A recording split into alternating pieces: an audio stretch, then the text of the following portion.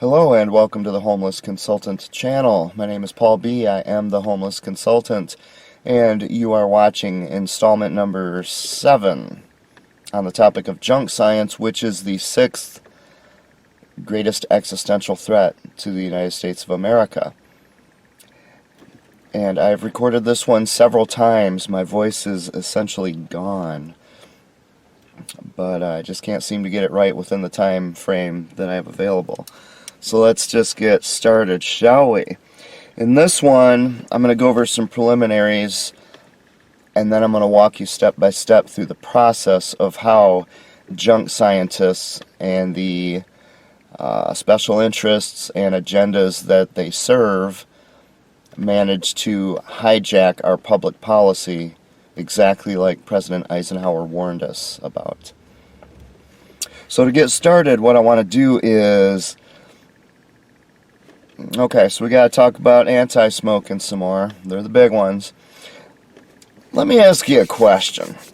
If you've been watching all of the other installments of this on junk science, and even a couple videos before where I've been talking about anti-smoking, I'm just curious, has a question ever entered your mind while I was speaking? A question that might be formulated thusly. What? Are you saying that smoking doesn't cause cancer?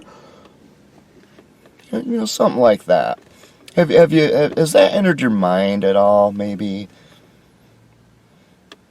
The reason I ask is because whenever I bring up this topic, that's usually the first thing that comes spitting out of somebody's mouth, is some variant of that. Are you saying that smoking isn't dangerous? Are you saying that smoking... And, it reminds me of, the book of Genesis, where, the devil, the serpent, meets with Eve, and he says, what, did God really say you can't eat this fruit? It's exactly the same question. Now, if you have a debate with an anti-smoker, an anti-smoking leader, people who are trained to, debate and defend this indefensible atrocity that they've set up, if you debate them, that's one of the first things they'll do is say something along the lines of, what, are you saying that? In other words, they're putting words into your mouth and they put you onto the defensive immediately. And when they do that, since you're on the defensive, you now have to defend yourself instead of saying what it is you have to say. Okay, they're trying to take control of the argument, and that's a manipulative tactic. And the thing is, if you thought of that question yourself, why did you think of that? It's because you have been trained by these people how to think. You think the same way they do, because they have been broadcasting to you by every possible means for 50 years now. You've been raised by a hate group, and you probably don't even realize it. I deliberately have not even told you anything really about what I feel about the matter all along, and the reason I did that was deliberate, because it doesn't matter what I believe or what I think about it. It doesn't matter. It's a non-question. You might as well ask me, do I prefer a baseball cap or whatever they call these big hefty things for winter? What difference does it make? My beliefs on the matter don't mean anything. I'm trying to look at science. I'm trying to look at truth. I'm trying to look at what we do know, and I want to understand what we can know and what we cannot know. Anti-smokers are the ones who are concerned with beliefs. They're the ones who are indoctrinating people instead of presenting real science to them. Smoking kills, they say. Well, look around you. More than 1 billion people out there smoking, and they're still alive. And yet, smoking kills, smoking kills, smoking kills. They say it over and over and over until you believe it. See, anti-smokers lie so much they believe themselves. That's the problem when you mix a hate group with junk science. And frankly, when you're dealing with evolution, Big Bang, you've pretty much got the same thing. It's a hatred of the idea of a creator that spurs them on. What I believe on the matter isn't relevant at all. And don't assume that you know what I believe based on what I'm saying here, because you don't know what I believe. What I believe is based on 30 years of researching this. All right. The point is that anti-smokers lie. I've said all along that junk scientists lie. They don't have any problem lying. They don't mind. Doesn't bother them one bit. They don't feel bad about it. As an example, the EPA, the Environmental Protection Agency, back in 1993, they produced the report that finally fulfilled Sir George Godber's dream of persuading non-smokers that smokers were killing them. That smokers were harming them, killing them. If you remember, if you watched my video, The Great Vaping Scare of 2019, I told you about that. Okay, he was not calling for science. He was supposedly at a scientific conference, but he didn't call for science. He didn't call to prove that smoking causes such and such for non-smokers. He said, we need to persuade non-smokers to believe that smokers are killing them. You see, that comes under the realm of rhetoric, manipulative language, and propaganda. That has nothing to do with science. Persuading people? If I want to persuade you to buy me a cup of coffee or to buy me a car that isn't a death trap, am I going to use science for that?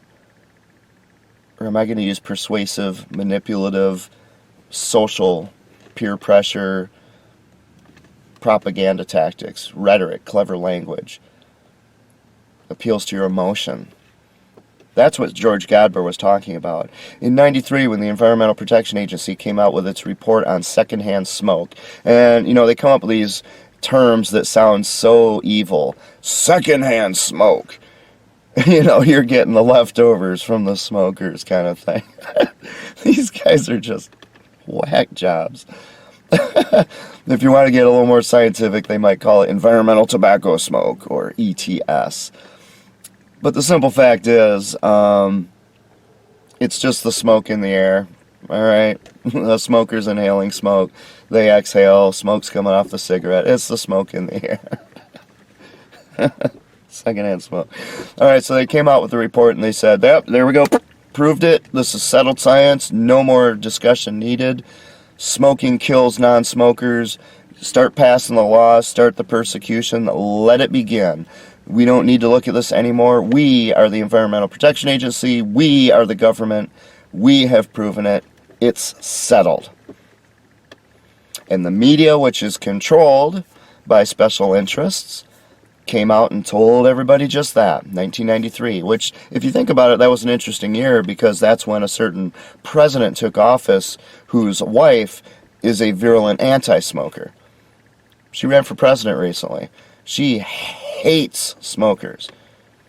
Exterminating smokers is one of the top tier agendas of hers. Always has been. In the media, Ted Turner founded CNN, the new cable channel when cable television began in the early 80s. Ted Turner, virulent anti-smoker, hates smokers, smoking. Michael Bloomberg, who made his $1 billion in the media industry, Bloomberg News, virulent anti-smoker. Since he quit smoking, that is. Of course, when he could smoke, when he wanted to smoke, everyone else could. It's after he quit smoking that he demands that everyone else stops, because he's Michael Bloomberg, you see.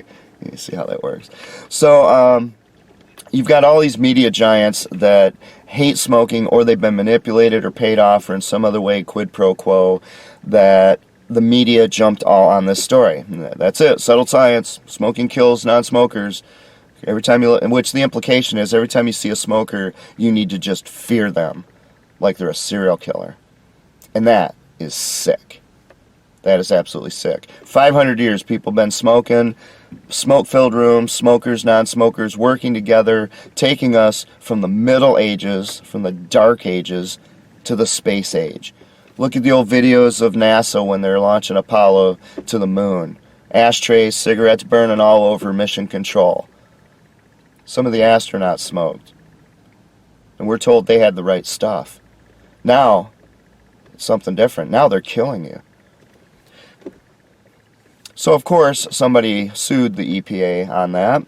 I believe it was called U.S. Flu Cured Corporation versus Environmental Protection Agency. And it took about 3 years to get that trial ironed out. The judge in that trial, Judge Osteen, was known for siding against the tobacco industry. Okay, so it didn't look good from the beginning. But when the trial was over, something interesting happened. He absolutely excoriated the Environmental Protection Agency. He sided with the plaintiff. Okay, the reason is because, among other things, he found that the Environmental Protection Agency, what they did was a meta-analysis, which means they take a bunch of other studies and they compile the data from those studies to magically, with fairy dust and Ouija boards, create a brand new study. This meta-analysis is one of the greatest tools of epidemiologists and other junk scientists. It's like, well, we just won't actually do a study. We'll take a bunch of other studies and just take their data, but we'll only pick the data that really kind of serves our purposes, and we'll just ignore the other stuff, you know. So he found that they did that. It's called cherry picking data. So they took data that worked for them and threw away what didn't work for them. They cooked the books every which way to Sunday on here. The biggest thing probably is that they published their conclusions before they even began the study.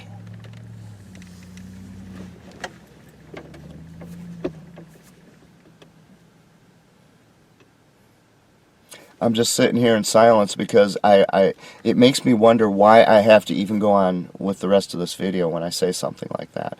Your government published conclusions that encouraged the persecution of a huge segment of the population.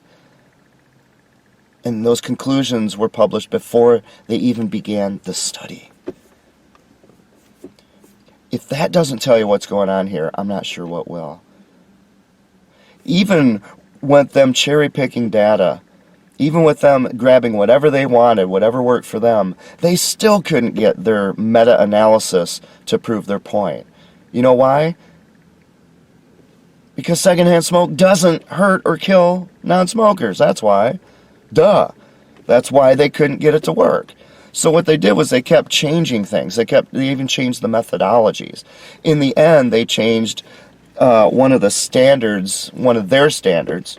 Okay, don't think this is mine. This is one of their standards for statistically proving things. They actually lowered the threshold because at the standard that they held for everything else, they just couldn't prove the point. In fact, it seemed to disprove their whole idea. And that's the last thing they were going to tell people. Is, well, we did all this study, and what do you know? It turns out it doesn't really have any impact on non-smokers. No, they weren't going to say that. They lowered the standard of statistical significance. They had to lower it until they finally got just a little bit over the edge after cooking the books and cherry-picking data. And then they came out and said, well, it's settled. We proved it. It's proven, settled science. All done. No need to even research it anymore. Let the persecution begin. Let the hatred begin. Non-smokers, start hating smokers now. And that's exactly what the American people did. Smoking bans left and right, every which way to Sunday, even in bars. Of course, anti-smokers don't like that. And of course, this finding of Judge Osteen was never in the media, was it? Ted Turner apparently didn't feel the need to tell anybody. Michael Bloomberg apparently didn't feel the need to tell anybody. Hillary Clinton sure didn't feel the need to tell anybody. You see, if we didn't have the Clintons in office at that time, this might have shut down the Environmental Protection Agency. And if we had an honest, just government, the people at the EPA would be sitting in a prison. A prison where they belong. They used public funds to commit fraud. That's a felony. They should never be allowed to vote again. They should never be allowed to own a weapon again. They should be felons, convicted felons, in prison. But what happened instead? Still got the EPA. You know how? A, we had the Clintons in office who could care less about truth and justice, the Constitution. The anti-smokers appealed this, and they got the verdict vacated on a technicality. A jurisdiction technicality. They said that Judge Osteen did not have jurisdiction over this issue. But you know what? Nobody challenged his findings. You know, the parts about how where he found that the EPA cherry-picked data, they published their conclusions before the study began. They changed standard accepted scientific methodologies just to desperately try to get barely over the limit. Some of the studies they used in this meta-analysis clearly showed that there was no relationship between secondhand smoke and disease in other people. In fact, some of these were finding that children of smokers were healthier than children of non-smokers. But when you're cherry-picking data, that doesn't matter, does it? This is what we're dealing with, folks. Anti-smokers lie so much they believe themselves. And unfortunately, because they tell the big lie in the media, and they broadcast it to the masses decade after decade, you believe it too. That's why when I come out and say things like this, something comes to your mind like, is he saying that smoking doesn't cause cancer? And you're not saying it in the form of a question, a legitimate question. So Paul, are you saying that smoking doesn't cause cancer? That's not that. It's like, what? Are you saying that smoking doesn't cause cancer? What? Did God really say? Did God really say don't eat that fruit? You see, this is the same big lie that's been going on since the beginning of time. The smoking kills thing. Smoking kills, smoking kills, smoking kills, smoking kills, smoking kills, smoking kills. Meanwhile, over here, someone's smoking. Smoking kills, they're smoking. They're going fine. Life goes on. Fun life, good life. Smoking kills, smoking kills. How many years of that do you have to hear everywhere you go before the person smoking just starts saying, you know, I feel like maybe I'm doing something that isn't right. How long does that go on? You see, they fill the smoker with guilt and shame, self-loathing. Why? If they didn't go like this all the time, the person just would have went through their whole life, might have lived a long time, might have lived a short time. It's different for everybody, isn't it? Whether you smoke or not. They would have enjoyed their life, and they would not have been sitting there with all that guilt and that shame and the self-loathing. Oh, I love smoking so much, but I've got to quit smoking. I have to quit. I have to quit. You need to ask yourself a question. Why would a scientist, someone who has to, by definition, deal with precision, why would they come out with these slogans, these mindless, imprecise slogans like, smoking kills? Why would they do that? They're supposedly scientists, right? They say they're scientists. Academia confirms that they're scientists. Why would they do that? It's because they're trying to manipulate you. They're not giving you science. You think science has proven that smoking causes all these things. But has it really?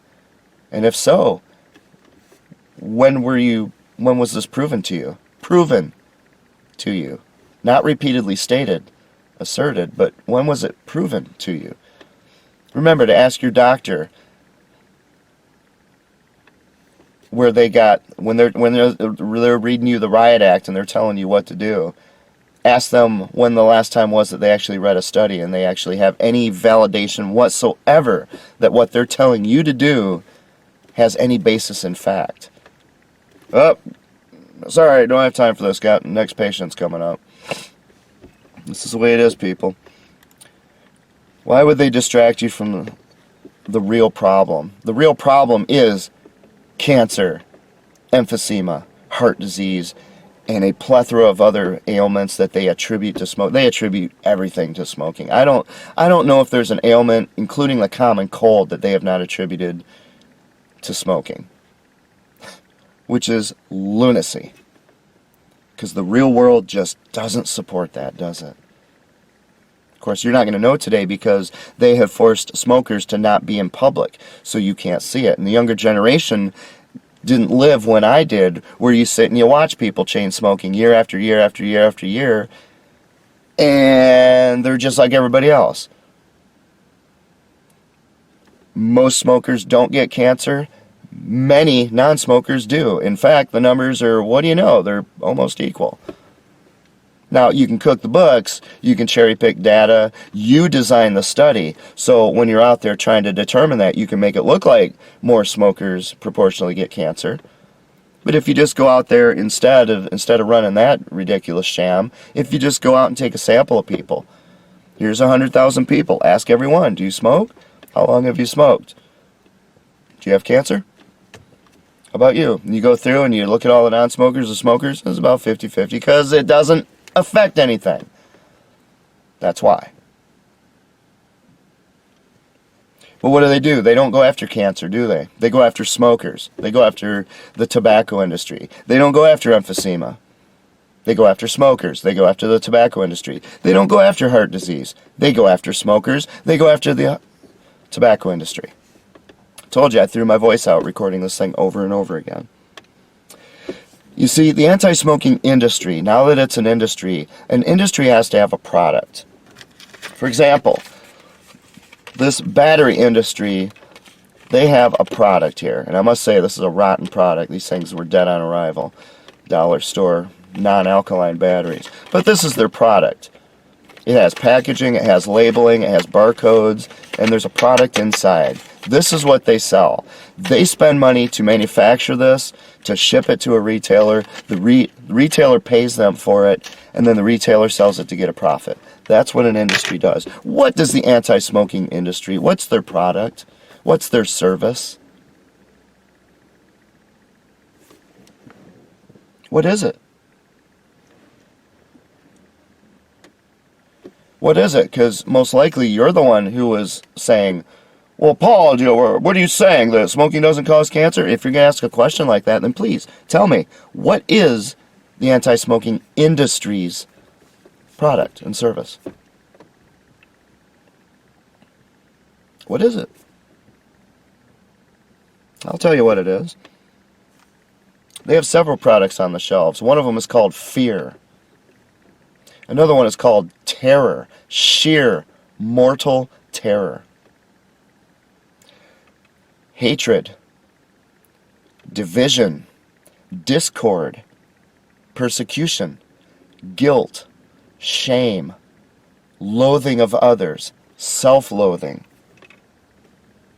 Those are their products. That's what they're selling. When they're out there doing those PSAs, public service announcements, and they repeat those over and over, do you really think they're there trying to inform you of something? They're the ones who keep grabbing children. Have you noticed this yet? Have you noticed this yet? If you have images in your mind of children, and I mean children like, 5, 7 years old, if you have images of them smoking cigarettes, where did that come from? Did that come from walking around in the real world? Or did that come from repeatedly being shown anti-smokers handing cigarettes to children and filming them?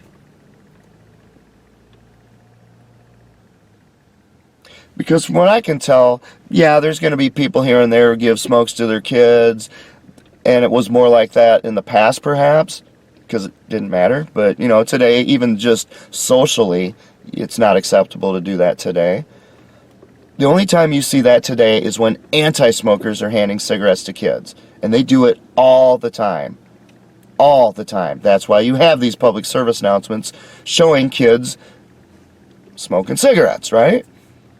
Or did you think someone was going out with a camera and filming, jumping on the school bus and just getting some rough footage of all the kids smoking on the bus, like the ads they had here in Minnesota? Do you think that's what's really happening in the real world? Or do you think that anti-smokers handed the cigarettes to those kids, who probably after the shoot was over went home and they said, you know what, that was pretty cool. We should try smoking sometime. Yeah. Anti-smokers' product, their industry's product, is nothing good. It does not benefit the health of an individual or the health of a family or two people in a relationship, parent-child, spouses, girlfriend, boyfriend. It does not help the health of a community, of a neighborhood, of a state, or of a nation to sell fear, terror, hatred, discord, division, persecution, guilt, shame, loathing, self-loathing, etc., etc. It does not benefit anybody's health to focus on propagating and creating, manufacturing that for 50 years. They have decimated our society. They have completely destroyed our social structure, which used to be founded on certain social lubricants. Alcohol, which had to be limited because alcohol makes you do horrific things, and it can kill you. That can be proven, by the way. But smoking, nope. That was the social lubricant. Whether you smoked or not, it didn't even matter. The point was that it was there. It was the big social lubricant. They have wiped it out of society. What do we have now? People staring at their little box. Don't even understand that there's a universe all around them. They're just staring at their box. Maybe if we still had that social lubricant, people would be talking to each other a bit more, like they did then. I don't know. Let me give you some numbers. These are quick, rough numbers. These are not precise, and they're not meant to be. They don't need to be. A pack of cigarettes today should cost perhaps $1.50 or maybe $2. The tobacco industry did not go out and raise prices constantly. They had to adjust for inflation and things of that nature, but, new technologies paying for that. But unlike other commodities, which are just constantly bought day after day after day, gasoline, sugar, flour, unlike these things, they did not raise the price over and over and over again. And yet, according to anti-smokers, smoking is more addictive than heroin. That's why when someone quits smoking cigarettes, you see them laying on the floor, shaking in a sweat, hallucinating, and screaming out in agony as if they're burning in the fires of hell already, right? Every time someone quits smoking cigarettes, that's exactly what you see, right? Because it's more addictive than heroin.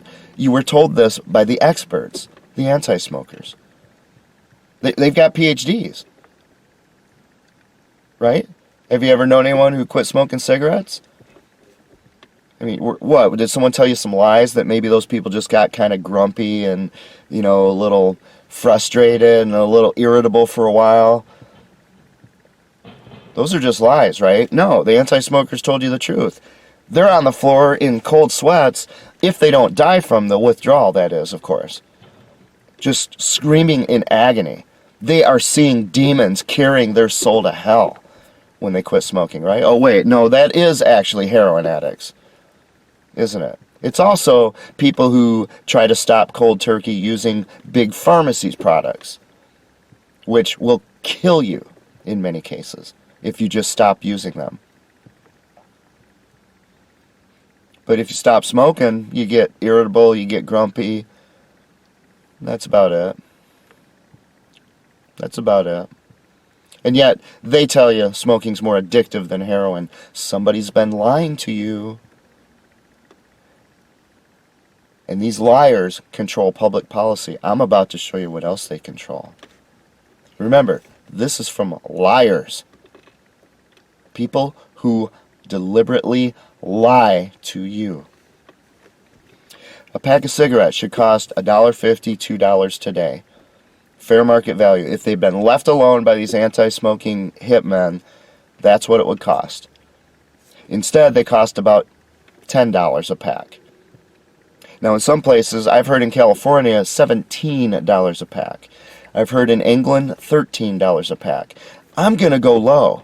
I'm going to go really low. I'm going to say $10 a pack versus the $1.50 that they should cost. That's a difference of $8.50.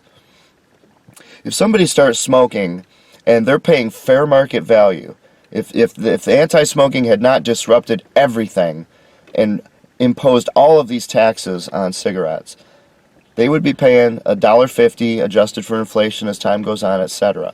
In other countries, their currency is different than ours, but relative to their daily income, the same. You see what I mean? The exact numbers don't matter. The point, you're going to get the point when you see these numbers. If they're paying $1.50 a pack for cigarettes and they smoke a pack a day, which seems to be about average, over the course of 50 years, 5 decades, they would spend $27,300 on cigarettes. $27,300. Instead, thanks to anti-smokers' taxes, they pay $182,000 on cigarettes. My question is simply this. Who is the other $154,700 going to?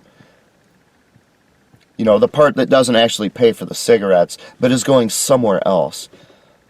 Who's it going to? Is it going to the people who worked at a job, productive work, by the way, to earn that money? Is it going to them?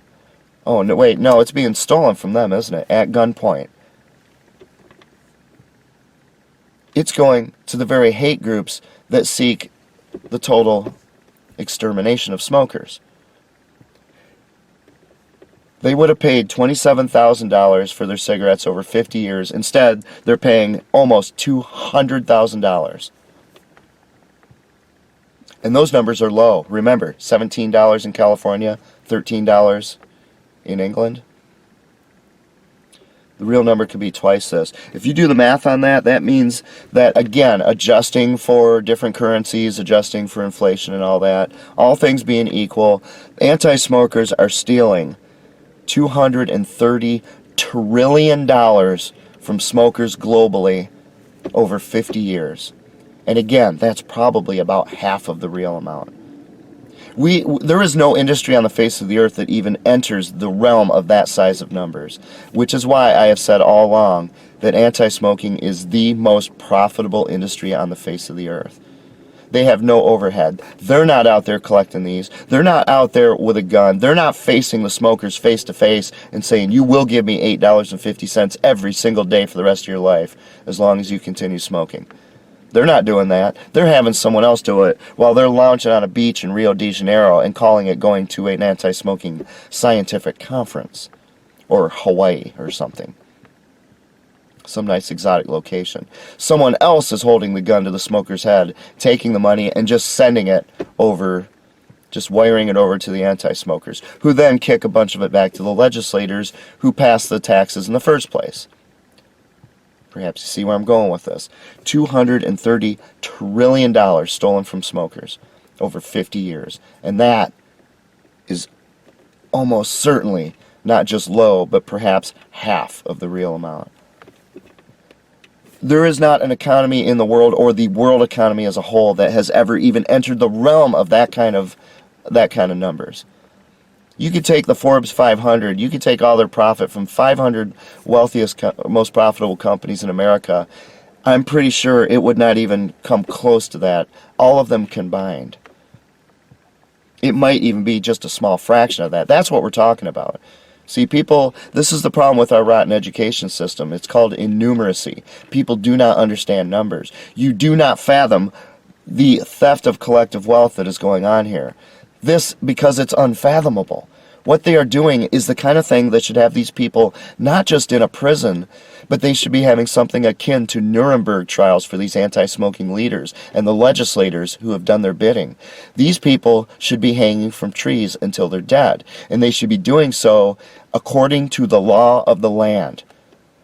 They're committing fraud. They're using public funds to commit fraud. They are committing armed robbery to the tune of $230 trillion minimum over half a century. That's how long I've been alive, half a century. In that time, since I was born till now, the equivalent adjusted, because the taxes came in later in that period, $230 trillion. And you wonder why they're not trying to cure cancer or emphysema or heart disease. You wonder why they just keep saying, smoking kills. You wonder why they've programmed you to immediately think, without even knowing what you're doing, to immediately think, Paul, are you saying that smoking doesn't cause blah, blah, blah, blah, blah, blah, blah? What do you think they're doing with that $230 trillion? According to the law of supply and demand, guess what? That means $154,000 are being stolen from all of these smokers. 1.5 billion people on the face of the earth are losing the equivalent of $154,000 that they worked to earn. Where would that money have gone if they were allowed to keep it? Where would it have gone? What would they have spent that money on? Well, for example, let's say if you didn't have student loans, tuition would not have skyrocketed by the law of supply and demand. Tuition would be manageable. They could have used maybe 10, maybe 20, $20,000 of that to pay for their child's entire college education and still have $134,000 left over. Like I did when I was 18 and I had a hernia and I had to have hernia surgery. I went in to the hospital for surgery. I paid for it in cash. So you've got several illnesses you could pay for right there, because if you didn't have health insurance, the cost of health care wouldn't have skyrocketed, and you could just pay for it.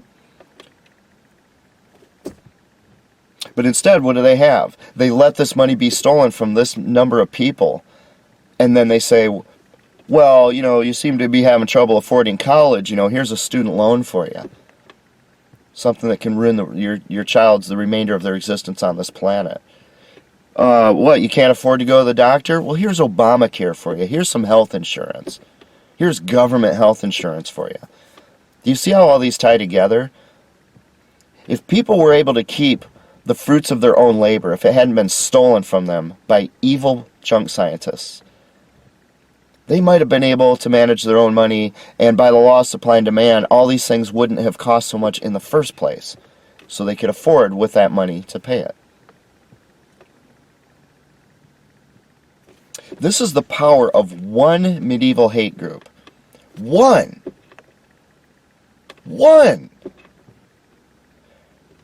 I haven't even gotten into evolution, Big Bang, climate change, all the others. I haven't even gotten into those yet. This is one of them. Do you see why junk science is an existential threat now?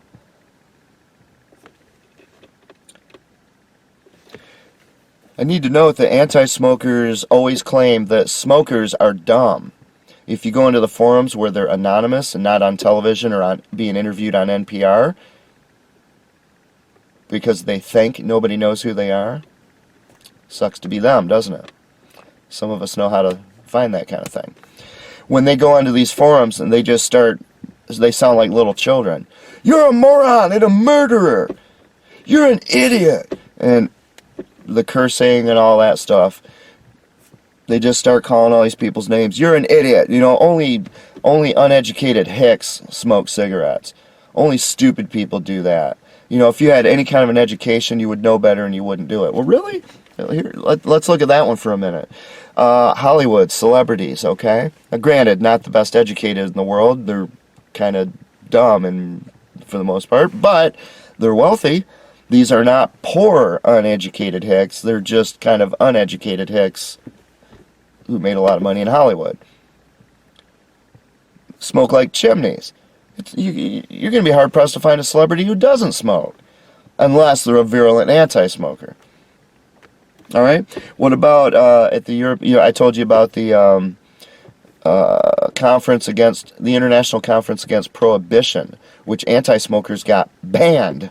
You see, the conference against prohibition got prohibited by anti-smokers, you see. Yeah. That was to be held at the European Parliament building. Well, at the European Parliament building, like so many others, they have a smoking ban. But you know what? There's an exception there. The members of the European Parliament, they are allowed to smoke indoors. They're not like everybody else. They get to smoke inside, but the members of the population don't get to. One thing I would point out as a consequence of that is that this means that members of the European Parliament smoke. These are the leaders of the entire planet. They're wealthy, they're extremely well educated, they are movers and shakers, and so many of them smoke that they have to make an exemption for them to smoke indoors, while none of the rabble is allowed to smoke indoors. But I thought anti-smokers said that only dumb and uneducated, stupid people smoke. That's interesting. At the end of my vaping video, you'll see some photos of people who were fairly well educated smoking, like Albert Einstein, and just basically every scientist for the most part. up until anti-smoking took over and made smokers hate themselves. Up until then, pretty much everyone had a cigar or a pipe or a cigarette in their hand while they're changing the world for the better, from the dark ages to the space age. But according to anti-smokers, all smokers are dumb, uneducated morons. If they only knew the truth, they wouldn't be doing that. Really? Okay. Another thing to keep in mind, there never was a big tobacco. Never was. Totally made up. There was a large, huge tobacco industry. See, our country was founded in many ways on the profits of tobacco, the employment of people for tobacco cultivation. Many, if not most, of our founding fathers were in some way associated with tobacco cultivation. It's a huge industry. They are basically located on the East Coast, which is where our federal government is based. They're wealthy by definition when you run one of the biggest industries in the country. So of course these people were interacting with senators and representatives, presidents, people in Washington. Of course they were. But there wasn't a big tobacco. This huge steamroller lobbying machine that just crushed all opposition, just flattened them out on the ground, never to be seen or heard from again. You know why? Because there wasn't any opposition to them. They didn't need a big tobacco. Until these anti-smoking hate groups were viewed for 450 years, they were viewed much like we would view the Ku Klux Klan today. They were the lunatic fringe. They were a hate group. They were insane. They're just a bunch of hateful, whining, moaning people. No one gave them any consideration. The idea that they were going to pass a bunch of smoking bans was ludicrous. They got one passed here and there. They were repealed almost immediately. They never got anywhere. So why would there be this huge lobbying machine? What are they protecting the tobacco industry from? The tobacco industry was probably one of the most beloved industries in America. Up to 3/4 of the population in some places smoked. They seemed to thoroughly enjoy it. It was a social lubricant. It was affordable. The tobacco industry did not keep raising the prices over and over, even though anti-smokers say it's so addictive you can't stop. You can't quit. It's more addictive than heroin. Well, that seems like something you could raise the price on because your customer can't quit. They can't stop using it. They'll pay any price for it. They'll go get the money however they have to, won't they? But they never did. They just kept it at a nice low level, paying for tobacco. Steady stream of income, a great investment for shareholders. They weren't greedy at all. Now, yeah, there's going to be a bit of this, that, here and there. In any business, you have obligations to your shareholders. In fact, if you don't do that, you can get in trouble with the law. But this is what it was. It wasn't a matter of constantly raising the prices. There was no big tobacco. There was a big tobacco industry. They tried to form a big tobacco, this lobbying behemoth, after the anti-smokers got power in the 80s. They formed the Tobacco Institute.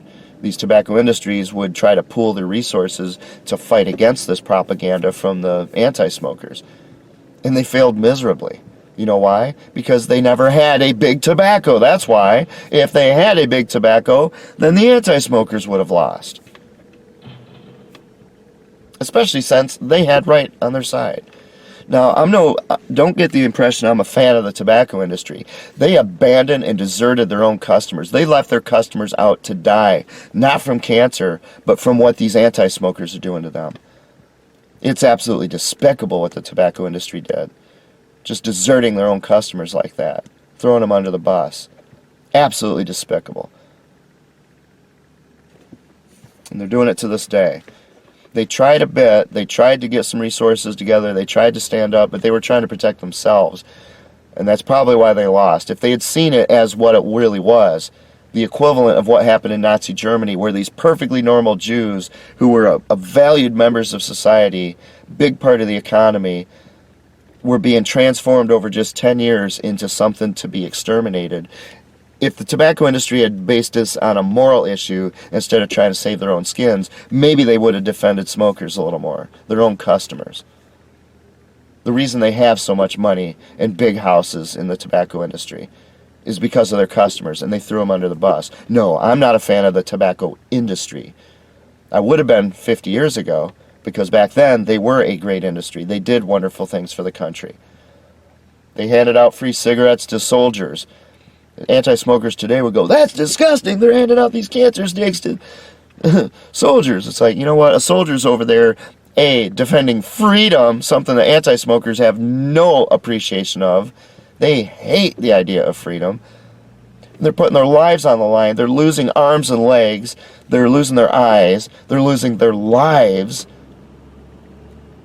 And something that brings them solace while they're sitting there in the trenches is smoking a cigarette. Tobacco industry comes in and says, here, we're going to give you some cigarettes to help you get through this.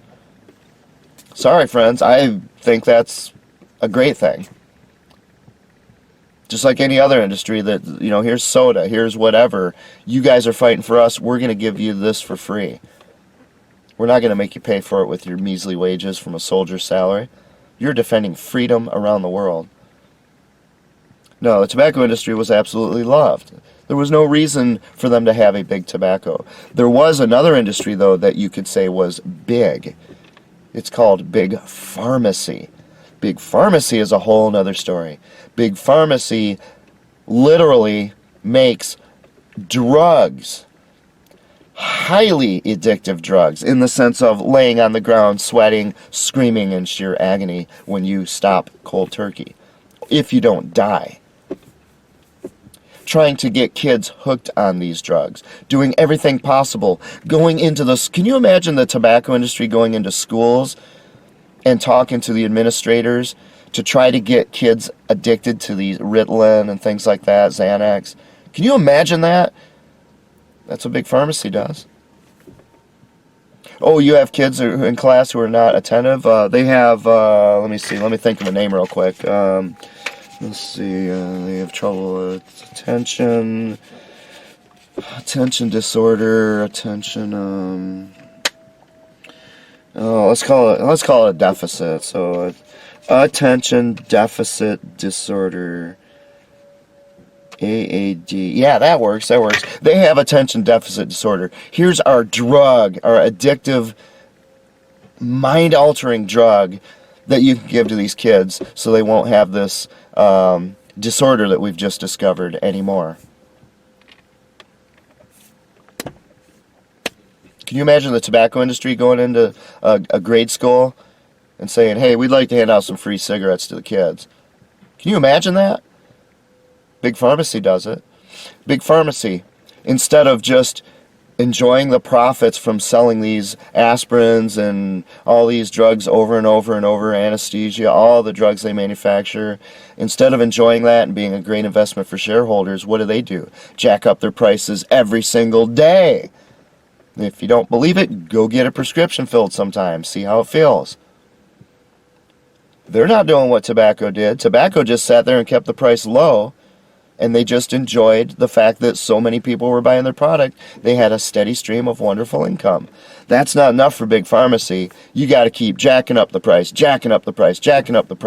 while you're doing everything you can to get everybody addicted to your drugs. Drugs. Mind-altering drugs.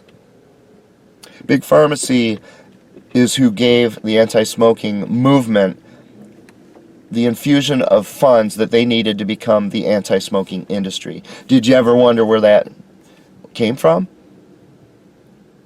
If for 450 years anti-smokers were just a lunatic fringe, the Ku Klux Klan of smoking, if that's all they were, and that's all they were, by the way, how did they suddenly, within a few years, become this powerhouse that was able to lobby the government, go on national television, and sit there and repeat these big lies over and over and over again without being laughed off the stage? How did they do that within a couple of years? It's called money. Where did that money come from? I'll tell you a secret. The tobacco industry did not give them that money. No, they didn't. Who do you think gave them that money? It wasn't even smokers. At that time, they didn't have enough power to run this scam to tax smokers into oblivion and steal their money. So where did the money come from? It came from big pharmacy. Because big pharmacy It's never enough for them. That is an evil industry. They want more, more, more, more, more. So they keep making more and more drugs. They keep coming up with these fake disorders that the drugs are supposed to cure. And they keep jacking up the prices over and over and over and over and over again. They gave them money, but they looked around and they said, well, where else can we get some money? Gotta have more, more, more, more, more, more, more. Gotta have more. Billions and billions and billions aren't enough. We've got to have more. Well, they looked over at the tobacco industry and they said, my goodness, look at that. Totally smooth running industry, just smooth as silk. They're just making money hand over fist. Steady stream of income like nothing you've ever seen before. Let's steal it from them. And that's what they did. So they basically underwrote the anti-smoking movement as a mercenary group to go out and attack the tobacco industry, who'd never expected an attack of that nature.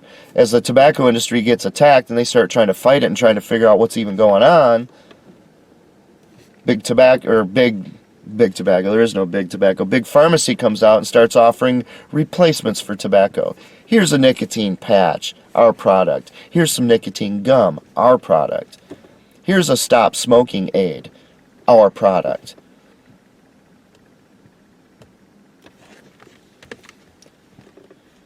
We want to talk about evil. And now we've got this opioid crisis, which, of course, in many ways, not all, I'm not going to sit here and say because of a smoking ban, we therefore have this magnitude of opioid crisis. That's not what I'm saying. But you knew that when you passed a smoking ban, you were going to have a big drug problem because they're going to replace tobacco with something, and the only thing there is mind-altering drugs, which tobacco is not a mind-altering drug in any reasonable sense of the word. Nicotine, no matter how you determine addictiveness of nicotine, nicotine is probably the best drug out there. It sharpens your mind, it helps you focus, there's all kinds of benefits. You can't overdose on it, it's self-regulating. You can't take too much of it, your body just rejects it, it won't let you. Try that with Xanax, OxyContin, try that. Does your body reject it, or do you just die from an overdose?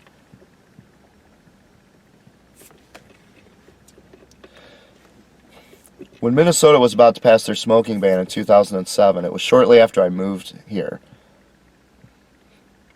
That was the first time I wrote to every single legislator individually. And I sent them a long letter that explained very clearly, organized fashion, how the anti-smoking industry was a hate group and a fraud. They could have taken that anywhere they wanted to. They could have taken it to the trash can, which is what they ended up doing, or they could have taken it and taken the bits and pieces I had in there, gone out and researched it, and determined, oh, this guy's actually telling the truth. All we had to do was a bit of research and turn off our television set. And shut the door on the lobbyists from the anti-smokers. But they didn't do that, did they? One of the things I put in there was I told these legislators, if you pass the smoking ban, you might as well start now, stock up on body bags. Because you're going to have a drug epidemic following it, overdoses, crime, and these are nasty drugs. Particularly what they call opioids today, heroin, and then of course the meth genre as well. I told them all, this is what's going to happen. Didn't get a single response from even one of them. Same response I got when I wrote to them again about being homeless. That's how good our legislature is in Minnesota. Now, how did I know that this was going to happen? I did exactly what Jon Snow did when he discovered the cause of the cholera epidemic. And remember, that's what epidemiologists carry around on a big sign in a parade. Look at us, look at us, look what we did. That's what they carry around saying, look at how great epidemiology is. And yet he didn't do any science, really. I mean, he did do science, but it's not what they would consider science in a laboratory, peer review, and all that stuff.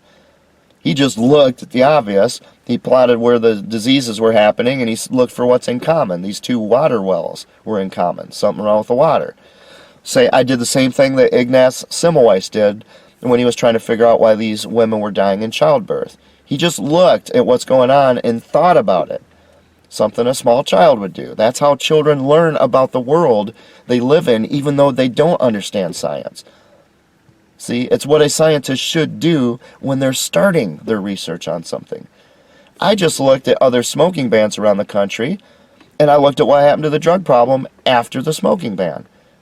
And for what it's worth, every time, the drugs took off like a rocket. Duh! And it makes perfect sense. You just took away the social lubricant that does not cause people to get behind the wheel of a car and drive into a school bus like alcohol does. You just took away the social lubricant that took us from the Stone Age to the Space Age. Duh. They're going to find something else. And thanks to anti-smokers, it is now easier to get a bag of heroin or some prescriptions from Big Pharmacy than it is to get a pack of cigarettes. Duh. But they didn't listen, did they? They listened to the people who came to their door, the lobbyists, which is the next thing I'm going to talk about, is how these lobbyists managed to pull off an atrocity like that. The death and destruction from anti-smoking alone is so... I mean, there is no word to describe it. We've never experienced in human history something of this magnitude. They have taken over public policy on every continent on the face of the earth, including Antarctica. There is not an empire, social, political, military empire that has ever even come close or even dreamed of doing such a thing. Ever. Ever. Alexander the Great, he conquered the known world of the time, which out of the whole world was just this little tiny bit. Anti-smokers are the first to take over the entire world, and it's all founded on lies.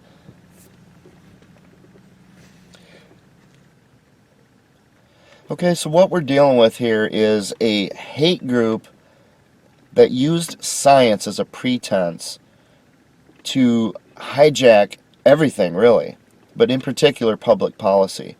A hate group now dictates whether people are free in a free country, or if they are, as the United States government just passed yet another law, you must be 21 years old to buy a pack of cigarettes now in the United States of America. This is a free country. A free country. And you must be 21 years old. See, the government, when it said promote the general welfare, in the preamble to the Constitution, promote the general welfare. General welfare means generally. It does not mean sticking a gun to somebody's head and ordering you to do something in a free country. It means what it says. Promote the general welfare.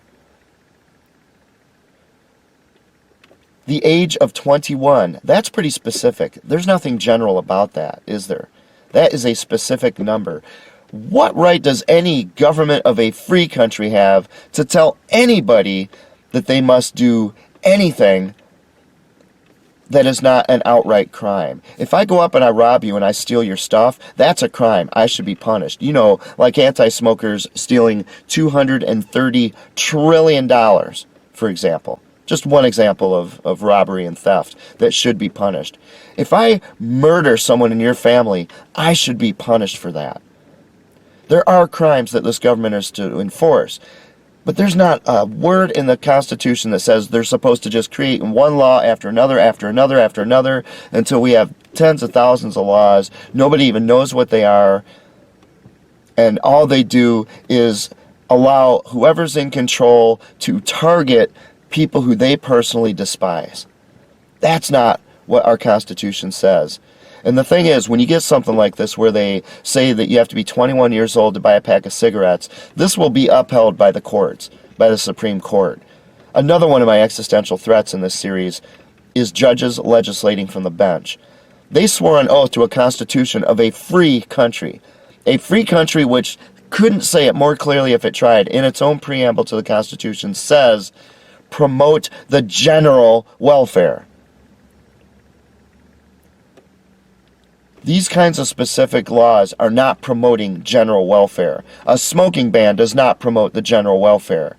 That is very specific. You are changing the entire quality and character of our entire society at gunpoint. That's not promoting the general welfare. That is what a tyrant does. That is what the Constitution prohibits from our government. And whenever a judge says that that's okay, they are legislating from the bench. Do you see how these tie together?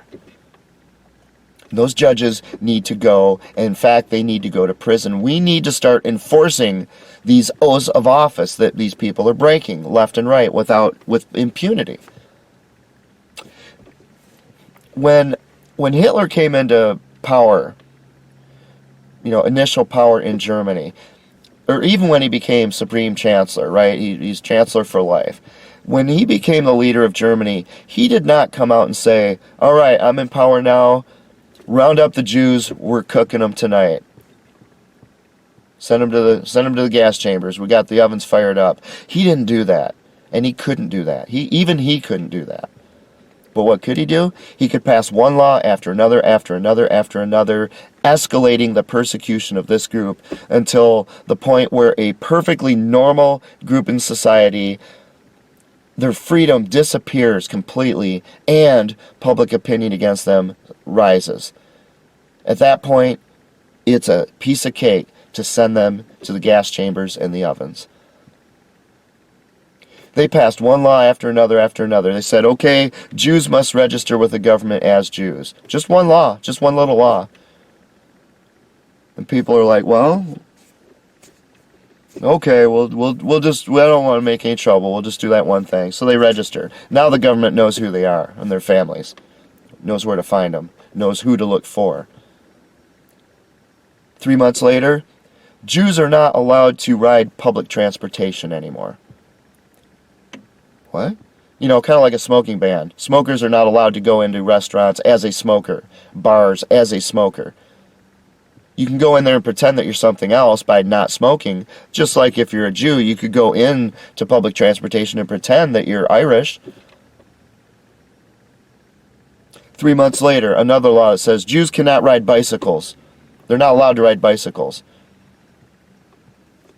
Back then, the only way you got around places like Berlin, Amsterdam, public transportation or bicycles. Now, you have to go take your bicycle and turn it into the government. They steal it. They take it from you.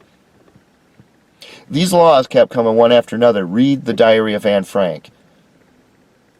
Each law by itself seemed like just another little increment. And as long as you give enough space in between where people get accustomed to them, you pass another law. You let them get accustomed to it for a couple weeks, a couple months. You pass another law. And at some point, they've completely lost their freedom and their identity and their dignity, and the public opinion against them has skyrocketed. You can send them to the ovens. That's exactly, by the Hitler's playbook, what anti-smokers have done to smokers. Only in Germany, they took all of the Jews' property and sold it to build the gas chambers, the concentration camps, the ovens.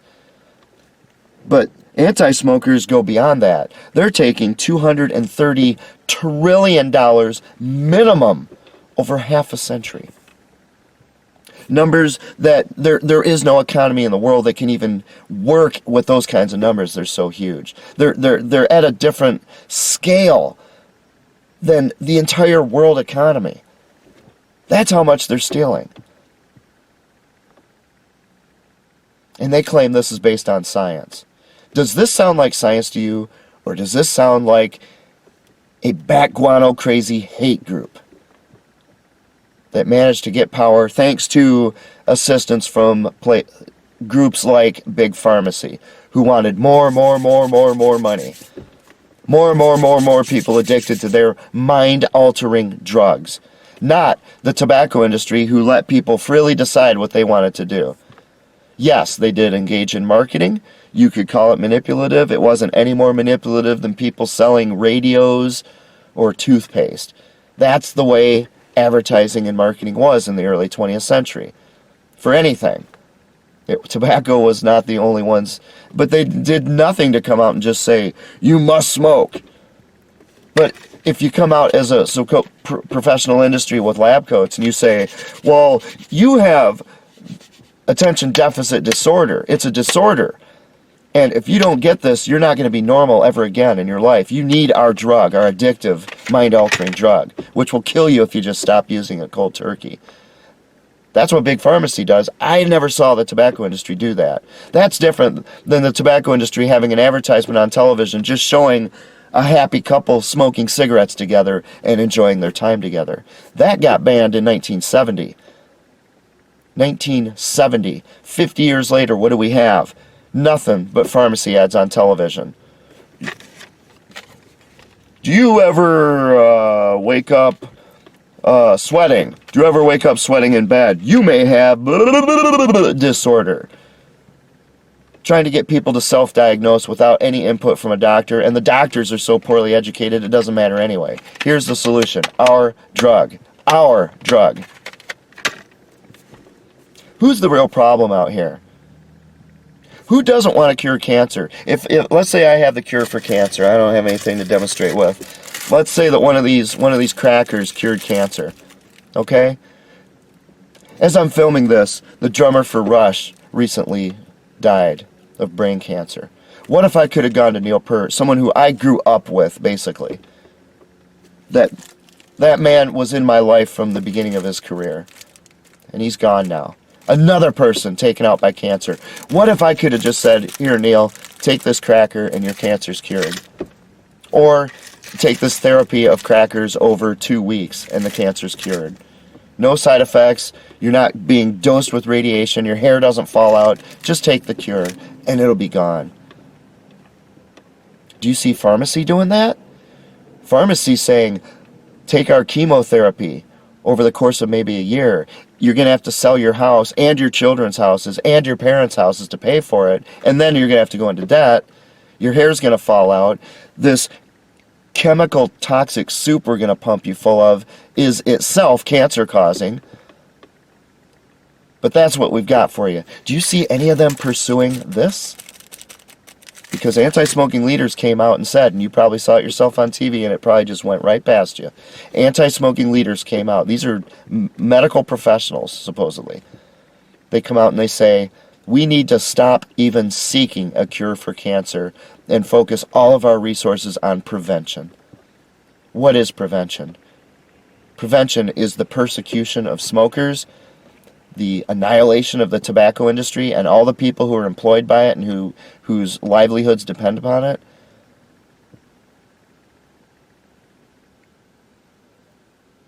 Prevention is big pharmacy's products, highly addictive, mind-altering, in many cases can kill you if you stop using them cold turkey products.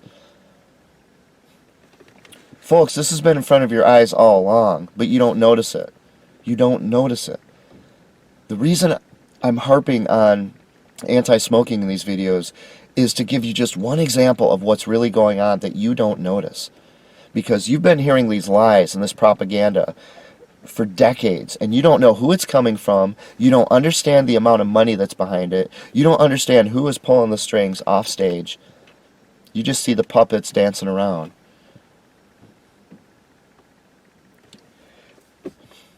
And again, I could go on for hours and hours and hours going into more of this. I'm going to have to stop at this point. This video has grown too long. So what I'm going to do is I'm going to stop this video. Now we're up to 10 videos I'm going to have in this series. The next video is where apparently I'm going to show you how, not just anti-smokers, but climate change, even evolution and Big Bang, anybody who has an agenda that they want to hijack public policy, as President Eisenhower warned about, I'm going to show you how they do it, point by point. I'm going to show you what they do when they walk in the doors of American power and they hijack our government from you and from me without you even knowing it. I hope you learned a lot in this particular video. You're definitely going to learn a lot in the next one. Thank you so much for watching. I'll look forward to having you return for part 8.